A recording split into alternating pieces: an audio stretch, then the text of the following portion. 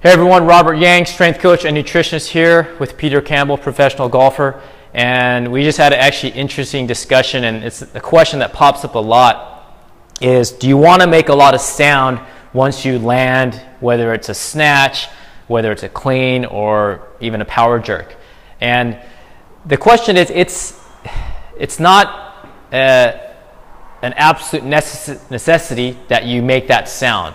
What it is it's more of a byproduct. So Pete has old school Olympic lifting shoes, and he's going to perform just a tall snatch, and you'll hear the sound. So go ahead. Good. Good, and relax. So it's not very much sound. Maybe when he's using heavier weight, you'll hear a louder sound. But sometimes what people are taught are to really make a loud sound, thinking they're creating more power. And so watch Peter as he does this with his feet, and you'll see how much airtime he gets. Good.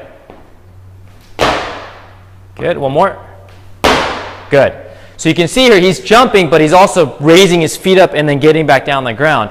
And the way that I explain this to a lot of my athletes and clients and some of my students that take my Olympic lifting coach course is that we want to think of for example, skiers that are racing down in a race. So they want to get down as fast as possible. So they don't want to get airtime. You always hear the analysts going, oh, he just flew over the jump way too high and he's out of control.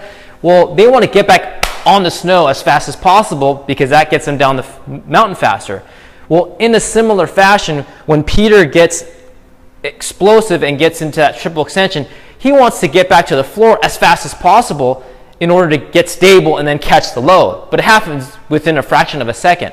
So we don't want to see that huge jump in the air and then a landing because you're wasting energy, you're wasting time.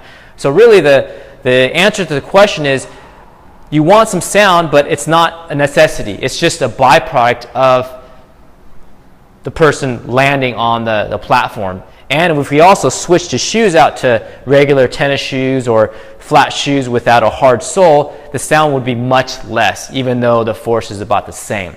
So you don't absolutely need to make these loud sounds. It doesn't make it any more effective. If anything, if it gets too high, again, going off the ground way too high, it becomes ineffective and you actually become slower. So make sure you're quick, you get the feet back to the floor as fast as possible, and that's what you're really after for the foot placement in regards to the sound when performing the Olympic lifts. So if you like this, subscribe to my YouTube page, and again, share it to anybody you think needs to hear this regarding the foot placement when performing the Olympic lifts.